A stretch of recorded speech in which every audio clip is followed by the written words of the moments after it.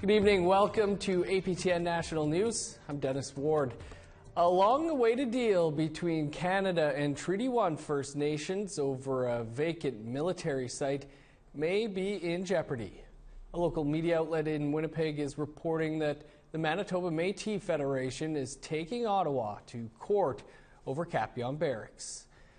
The federation, which represents Métis in Manitoba, filed a request in federal court last month asking for a judicial review.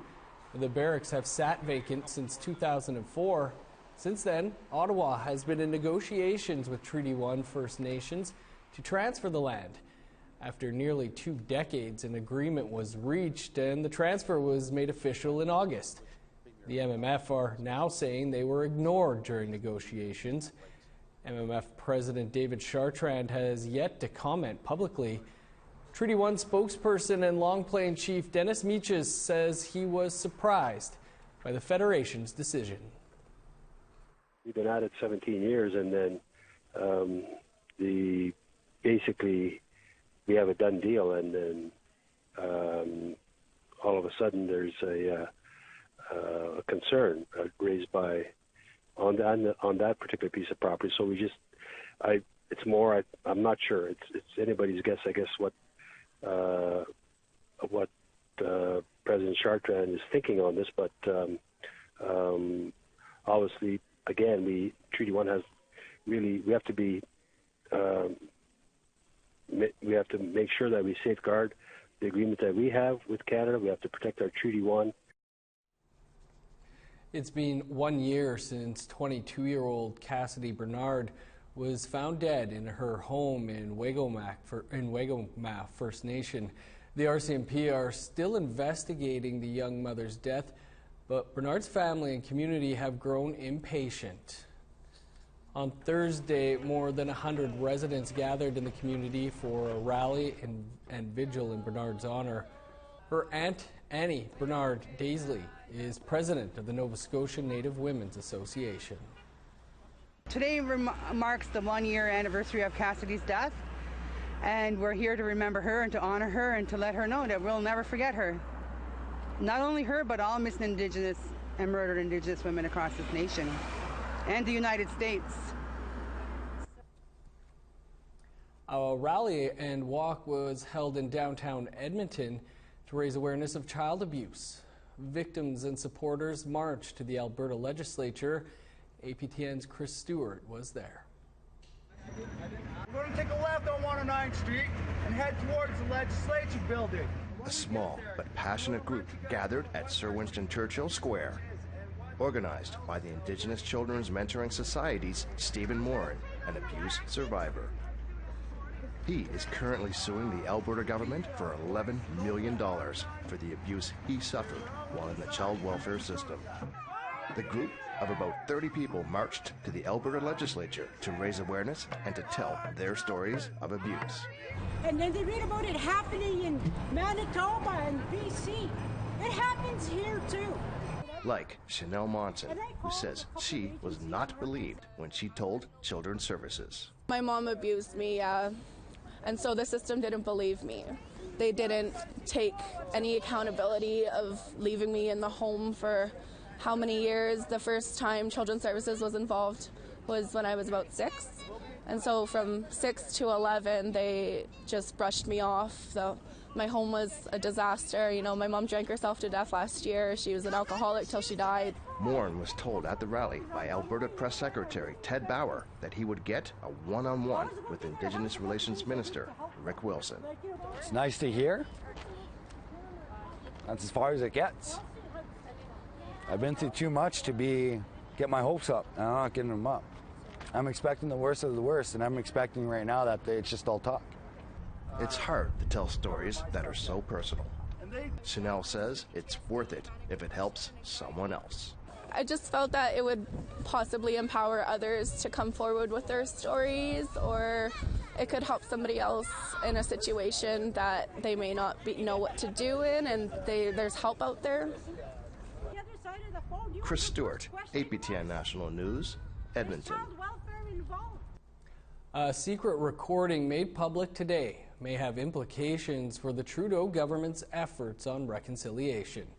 During the election, the Liberals asked for a review of a Human Rights Tribunal decision ordering the government to compensate First Nations child welfare survivors $40,000 each. But as Jamie Pasha-Gumscum tells us, a new audio recording of Carolyn Bennett sheds light on the Liberals' plan and its discord with its own lawyers. A little baby born and just wanting to grow up. Cindy Blackstock isn't sure who's telling the truth. Government lawyers who want to dismiss the tribunal's order, or Justin Trudeau and Crown Indigenous Relations Minister Carolyn Bennett. At a Wednesday post-election press conference, Trudeau supported the tribunal. I've been clear. I agree with the tribunal in the need for compensation for people who've been through horrific situations. This is something that we are going to work on and ensure that we are delivering proper compensation. But in a conversation recorded October 11th between Bennett, Indigenous leaders, and failed Liberal candidate Tricia Cowie, Bennett says the judicial review is not the government's position. But this is really unfortunate, and I think that there are certain things that lawyers say in court in the pleading that are really obnoxious. And I'm the first one to say that as the client, I hate that, but people need to know that that is not what we or the Prime Minister feel. Blackstock calls the inconsistency troubling. It really sends the inaccurate information, misleading information out about what should be a very sensitive topic, which is the compensation of children and families. The conversation was recorded by Nipissing First Nation Chief Scott McLeod, who taped it for his own notes but then shared it with Blackstock because he was concerned by Bennett's comments. First Nation communities and people have been lied to and cheated by government for the last 160 years, and even with court wins, sometimes we still don't get government action. So for her to say that, it didn't really, hold any water with myself or any other leader in the room, for that matter. Blackstock is disturbed that government wants to deal directly with victims and not her and the organization involved in the human rights complaint. The fact that these children would somehow be expected to sit across from the very group who've hurt them and tell their stories, I'm not sure how that advances the whole reconciliation agenda. She sees a simple solution to these disparities. That the federal government pulls its application for a stay, pulls its application for judicial review, and gives these families a compensation that they deserve. APTN News asked Carolyn Bennett for comment. Her office said, "We agree with the tribunal in the need for compensation for those who have been through horrific situations. This is a priority for our government, and we will ensure that we are dealing with compensation much as we have with the 60s scoop and day school settlements." Jamie Pasha-Gumscum, APTN National News, Ottawa. You can find more on that story on our website, aptnnews.ca. Time for a quick break, but stick around. There's more to come.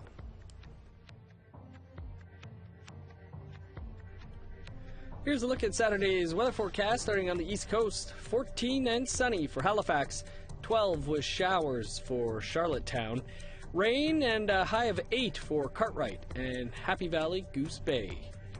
Sunny in Montreal with a high of 11, snow and +3 in Chibougamau. Sunny and 12 for Toronto, London and Sarnia, 11 under sunny skies in Ottawa, 11 with the sun out in Thunder Bay, +7 in Sioux Lookout. +3 with snow for Churchill, 7 above with sunny skies in Norway House. Sunny and 11 in Winnipeg, 15 in Brandon, 12 for Dauphin. 17 is the high for Estevan and Regina. Sunny and 18 for Swift Current. +2 with snow for Uranium City and Stony Rapids.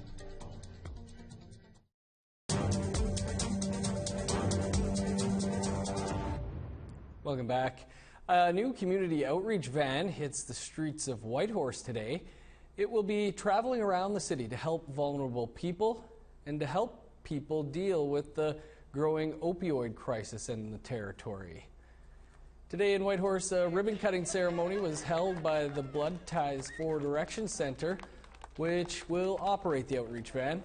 The goal is to provide a mobile community outreach program that takes a harm reduction approach in a variety of services to a sector of the community for whom there is no appropriate programming. For conversation, counseling, they might be going through a crisis. They might be wanting to access nursing services, so they might want to talk to a nurse. They might want to access harm reduction supplies and get some education or counseling around that. There's lots of different reasons that people access the outreach van. We also give out socks and mittens. It's cold here, so people can access that whenever they need, making sure that people stay safe and warm. The BC government has tabled legislation to implement the United Nations Declaration on the Rights of Indigenous Peoples. If passed, it will be the only government in North America to do so. But as APTN's Tina House explains, getting to this point wasn't easy.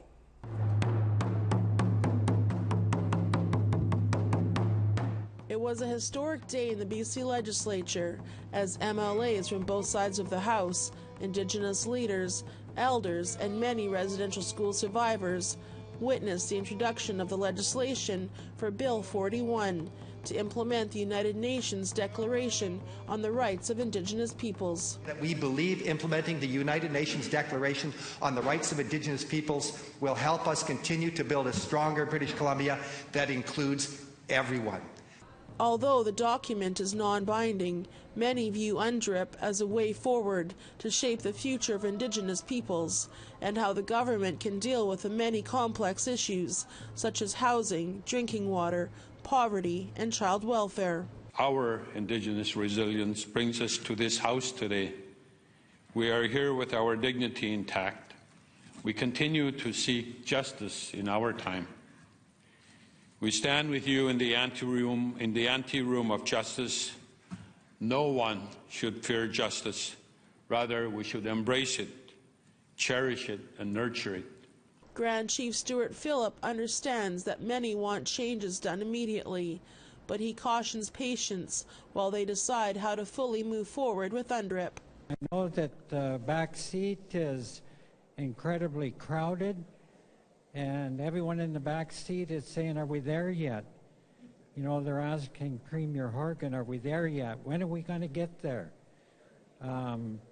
We'll get there when we get there, but at least we have a vehicle, at least we have a framework that will guide these important discussions and whatnot. Prior to this, we had absolutely nothing. Bill 41 is in stark contrast to 2007, when the document was first voted upon at the United Nations. Canada was one of 4 countries to vote against it under the Harper government. The Liberal government has made strides to adopt the declaration. Last June, Prime Minister Trudeau pledged to also introduce legislation if re-elected. Now that he has been re-elected, time will tell if that's what he intends on doing. British Columbia has, broken trail here for all of Canada and probably all over the world. Tina House, APTN National News, Victoria. Membership can mean a lot for First Nations in Canada, but for would-be members of the Sawridge First Nation, it can be a long, frustrating process. We spoke with APTN National News reporter Tamara Pimentel earlier about her Investigates episode, Membership Denied. Tamara, thanks for joining us. How did you go about finding people to talk to? So to start with, Membership Denied is about the Sawridge First Nation in northern Alberta. It's a wealthy band with just over 40 members, and quite a few people came to us saying that they have every right to be a member of this reserve but cannot get on the band list. For instance, we meet Deborah Serafinchin, who's was taken in the 60s scoop, and then later in life found out that her father is the late Chief Walter Twin of the Sawridge First Nation. And she tried many times to become a member, was never able to get on the band list. And then we meet Catherine Twin, who is a band member and who is helping people like Deborah gather information to prove their right to membership. So Catherine kind of brought these people forward to us. So what is Sawridge First Nation saying about all of this? So we reached out to the current chief, Roland Twin, and he refused an interview with us. But we did get a written statement from Sawridge, and in there they say that the applicants are considered based on their character and their lifestyle, and as well as their commitment to the history, customs, traditions, and culture of the First Nation. But they said they couldn't comment as to why they've been denying these people membership. So why was it important for you to look into memberships? So every character we spoke to in both episodes, they say that they're affected by the residential schools or the 60s scoop. And each one told me, I just want a sense of belonging. I just want my children and my grandchildren to have a sense of belonging. And then you have someone like Deborah, who grew up in a non-Indigenous family, searched for her biological family, then finds her community and gets rejected by the community. So it could be very, very damaging. Well, it looks like a good episode, Tamara. Appreciate you taking some time for us here. Thank you. And you can watch Tamara's investigation, Membership Denied, right here in about 10 minutes from now. A new pop-up restaurant is offering pre-contact Indigenous cuisine. That story and more still to come.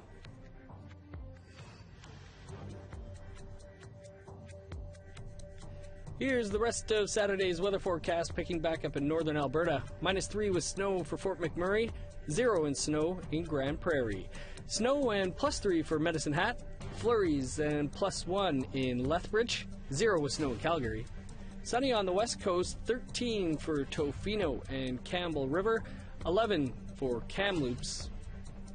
Sunny and +4 in Fort Nelson, +5 for Prince George and Smithers, 0 in Dease Lake. -8 in Old Crow, -1 in Whitehorse, -4 for Watson Lake. Sunny and 0 for Fort Liard and Trout Lake.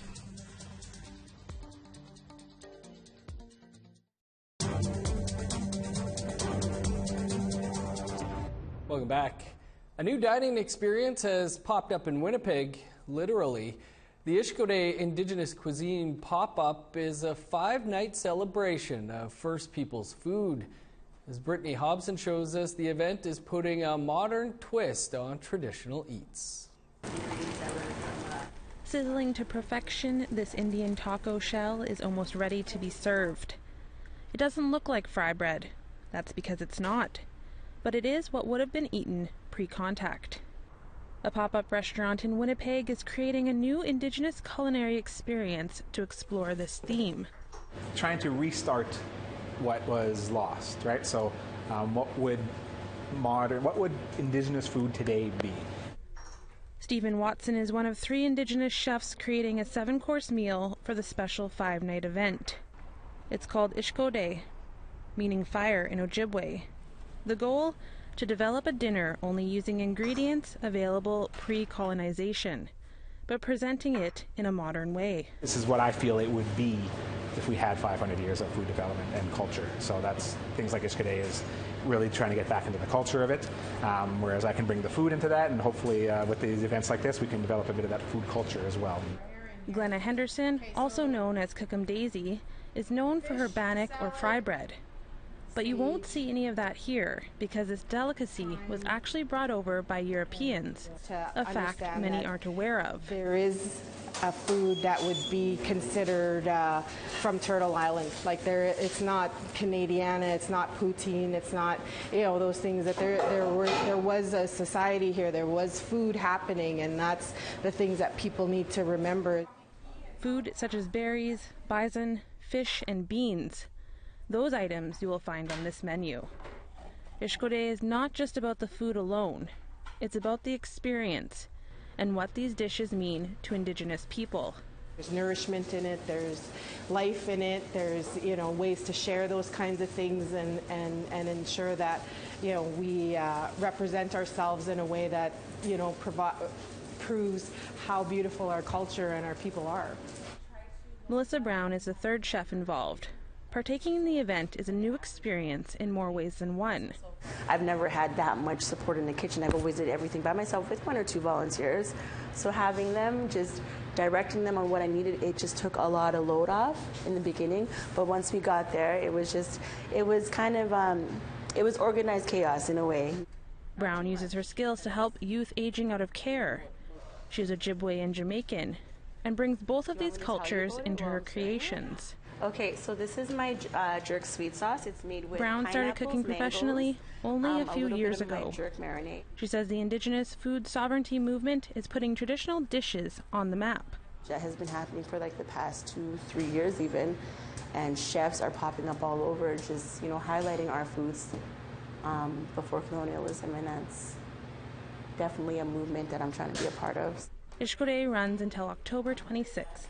Brittany Hobson, APTN National News, Winnipeg. What an amazing and delicious looking idea. Now to a story we promised you earlier in the week about a man who's been striking chords with audiences for years, playing the fiddle and keeping Métis culture alive. He has a festival named in his honor and has dedicated much of his life to ensuring young people have the opportunity to enjoy music. Our colleagues at CTV bring us this profile of John Arcand. The sound of a new melody fills the air at John Arcand's acreage. Arcand continues to do the thing he loves most, playing the fiddle. His talent has earned him a reputation across Western Canada. Each day, Arcand continues the legacy left by a family of musicians and hasn't missed a beat. All my uncles and dad and my grandfather and everybody played fiddle, and it doesn't, when you don't have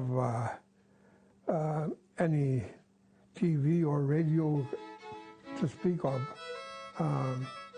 you sort of entertain yourself by playing music, right? Arcand is self-taught and learned by ear. After decades of stage performances, Arcand started teaching in northern Saskatchewan communities. The fiddle is a very difficult instrument to learn. Arcand says the younger generation of students want instant results. It was something for me to do, just to keep occupied in the music industry. That became a kind of a way of life for me. Learning to read, I guess, is the biggest thing. Learning to read music, and lots of practice. The students that I'm teaching now, they want to play right away, which don't happen. Arcand's musical influence has reached far from Saskatoon. Winnipeg musician and radio host Ray St. Germain has played Arcand's music for 21 years on FM radio. St. Germain says Arcand brings a name recognition across Western Canada. John Arcand is just, as soon as you say the name, you know right away, oh yeah, fiddle player, Métis fiddle player. John Arcand is a hugely popular. We get a lot of requests for his stuff. And I'll tell you, everyone has a favorite fiddle tune of that John Arcand plays. Fiddle is very hard to play, and John Arcand is a master at it. Glad we were able to bring you that profile of a living legend there. That's your APTN National News for this Friday. For much more, visit our website, aptnnews.ca. Stick around, a new episode of APTN Investigates is up next. Dennis Ward, thanks for tuning in. Have a great weekend.